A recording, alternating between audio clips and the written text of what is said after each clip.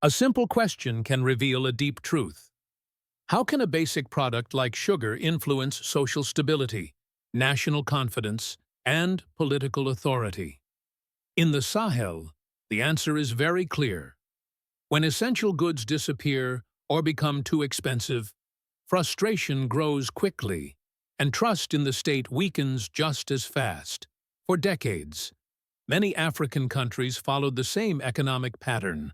They exported raw materials at low prices and imported finished products at high cost. This model created dependency, drained foreign currency, and left nations exposed to global price shocks and supply disruptions. Sugar, although simple, became one of the most sensitive examples of this weakness. Under the vision shared by Captain Ibrahim Traore and the leaders of the Alliance of Sahel States, this model is now openly challenged. Reducing imports is no longer treated as a technical adjustment. It is treated as a matter of survival, dignity, and sovereignty. Producing essential goods at home is seen as the first line of defense against economic pressure and social unrest. This is the context in which Mali officially launched its sugar production campaign for the 2025 to 2026 season. More than 120,000 tons of sugar are expected from the Sala and NSukala factories. This decision is not only about food supply, it is about protecting jobs, stabilizing prices, and sending a clear signal to the population. The message is simple and powerful. A nation that controls its essentials controls its future. This choice reflects a broader strategic awakening. For many years, importing essential goods was presented as a sign of normal trade. In reality, for countries of the Sahel, it became a strategic weakness. When a nation depends on foreign suppliers for food, fuel, or basic materials, its sovereignty is fragile. A disruption abroad quickly becomes a crisis at home, affecting prices, social calm, and political legitimacy. Captain Ibrahim Traore has repeatedly warned that dependence on imports is not neutral. It creates exposure to pressure, sanctions, and manipulation. When borders close or shipping routes are interrupted, the population suffers first. Inflation rises, markets empty, and frustration spreads among families who struggle to meet daily needs. This is why reducing imports is treated as a matter of national survival rather than a technical economic choice. Within the Alliance of Sahel States, this realization is widely shared. Mali, Burkina Faso, and Niger all experienced moments when imported goods became scarce or unaffordable. These shocks revealed how dangerous the old economic structure had become. Exporting raw materials while importing finished products kept value outside the country and limited the ability of governments to protect their citizens. Traore vision emphasizes a clear shift. Essential goods must be produced locally whenever possible. Food, energy, and basic manufactured products form the foundation of stability. Without them, no reform or security effort can succeed. Import reduction is therefore linked directly to dignity and independence. This approach does not reject cooperation with others. It redefines it. Instead of permanent dependence, cooperation should strengthen local capacity. By rebuilding domestic production, AES countries aim to regain control over prices, supply, and social balance. The sugar sector in Mali fits precisely into this logic. It represents a concrete response to a structural vulnerability that can no longer be ignored. This shift marks a break from decades of imposed dependency. Sugar is often underestimated, yet in Sahelian societies it holds strategic importance. It is consumed daily in households, tea gatherings, small businesses, and religious practices. During Ramadan, demand increases sharply. and any shortage immediately becomes visible in markets and family budgets. For governments, sugar availability is therefore a direct test of credibility. When sugar supplies tighten, the effects spread quickly. Prices rise, speculation begins, and traders start hoarding stock. Ordinary citizens feel the pressure within days. Frustration does not remain economic. It turns social and political, feeding distrust toward public institutions. In several West African countries, past shortages of basic food items triggered unrest and damaged confidence in state authority. This is why leaders within the alliance of Sahel states treat sugar as more than a commodity. It is a stabilizing tool. Ensuring stable supply helps calm markets, protect purchasing power, and prevent panic buying. In simple terms, sugar becomes a symbol of order. If the state can manage sugar, people believe it can manage larger challenges. Captain Ibrahim Traore vision prioritizes essential goods for this exact reason. Heavy industry and advanced technology matter, but they do not touch daily life as directly as food. By focusing first on products people use every day, governments create immediate, visible results. Citizens see factories operating, trucks delivering goods, and prices remaining under control. Sugar, therefore, functions as a measuring stick for governance. It reveals whether leadership is connected to real needs or trapped in abstract plans.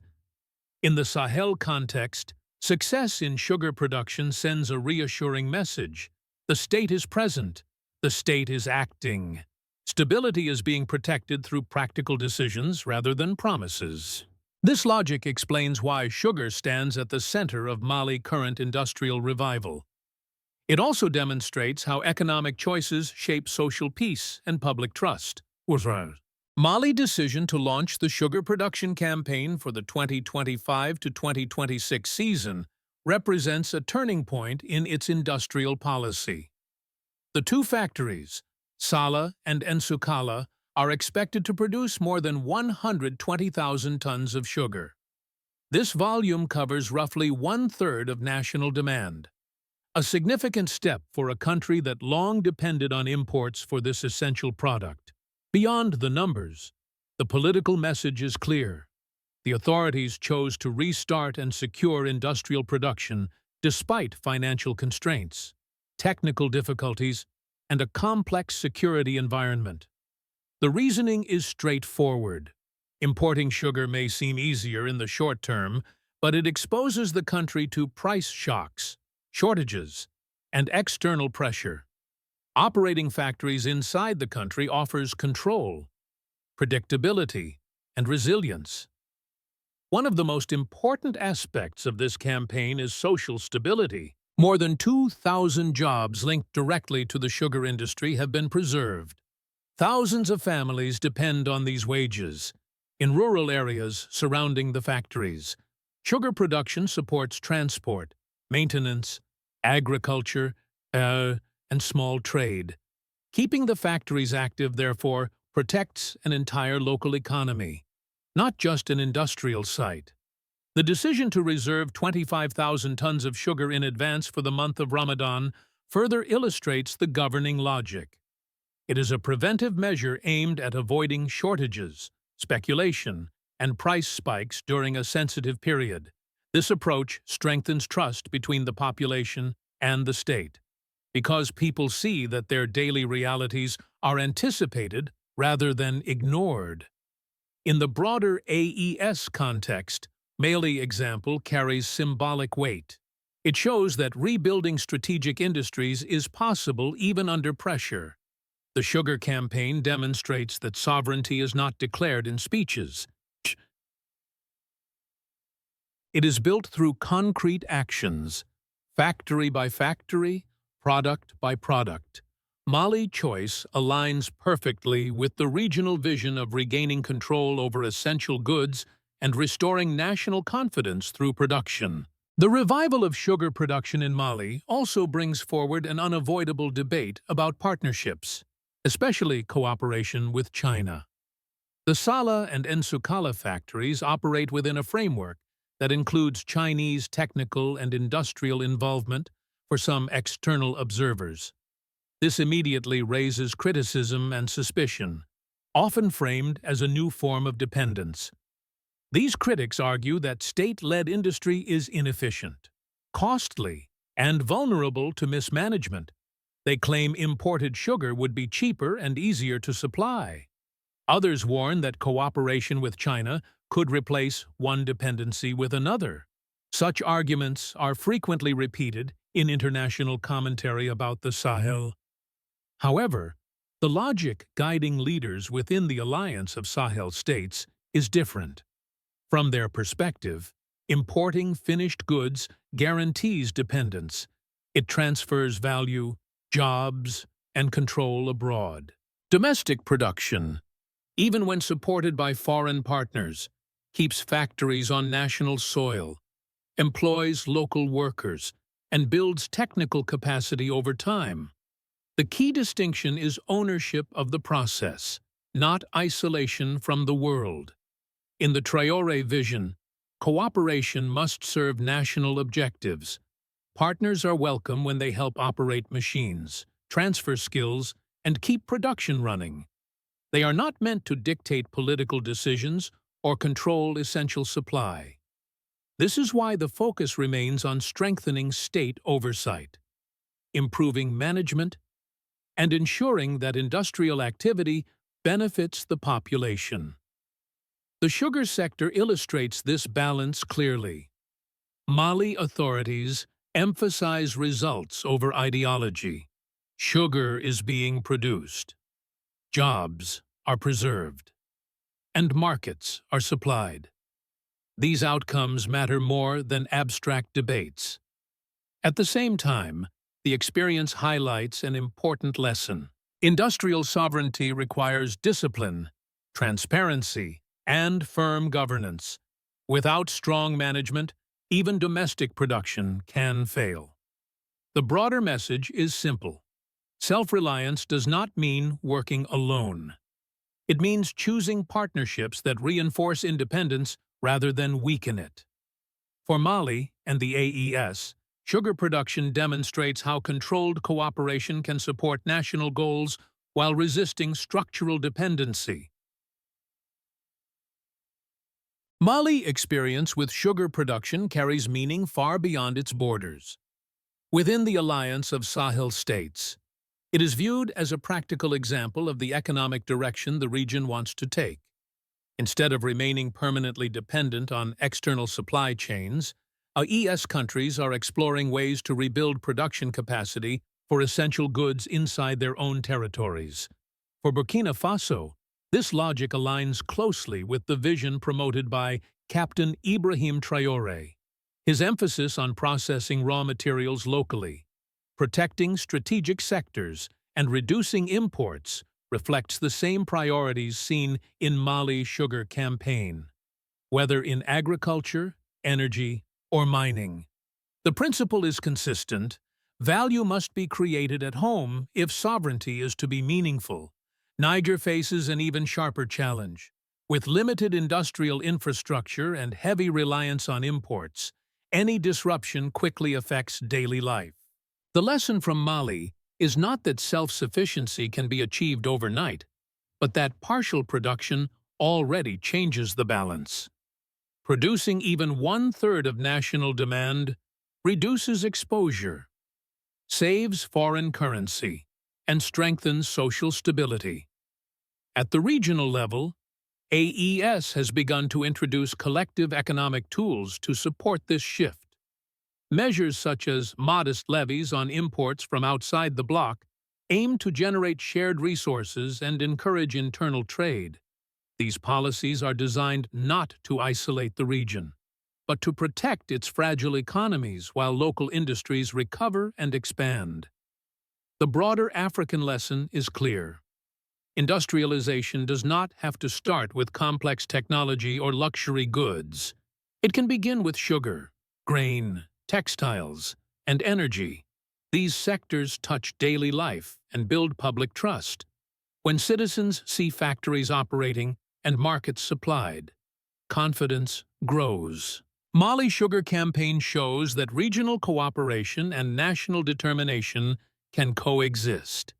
It demonstrates that economic sovereignty is built step by step, through realistic choices and shared vision.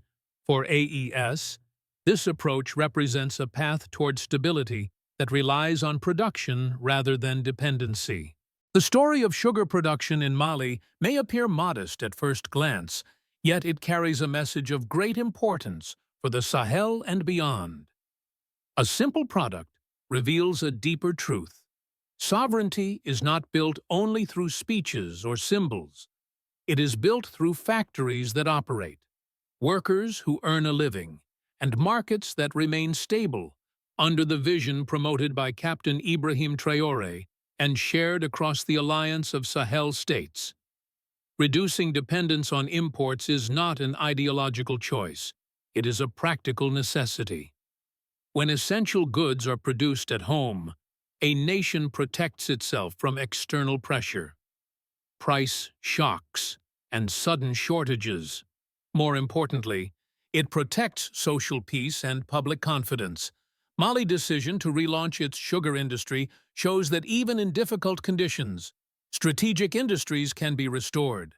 Producing 120,000 tons of sugar does not solve every problem, but it changes the balance. It reduces vulnerability, preserves jobs, and reassures families during sensitive periods such as Ramadan. These are concrete results that citizens can see and feel. The broader lesson is clear. Poverty is not overcome by exporting raw materials endlessly and importing finished goods forever. It is overcome by keeping value inside the country. Step by step, sugar becomes a symbol of this shift. It represents dignity, foresight, and responsibility for other African nations. The message is equally simple. Industrialization does not begin with luxury or complexity. It begins with essentials. Food, energy, and basic goods form the foundation of independence. The AES path offers an alternative model, one rooted in production rather than dependency. In the end, controlling what people consume every day means controlling the future. Sugar in Mali is not just a product. It is a statement that sovereignty starts with the essentials and that a different path is possible.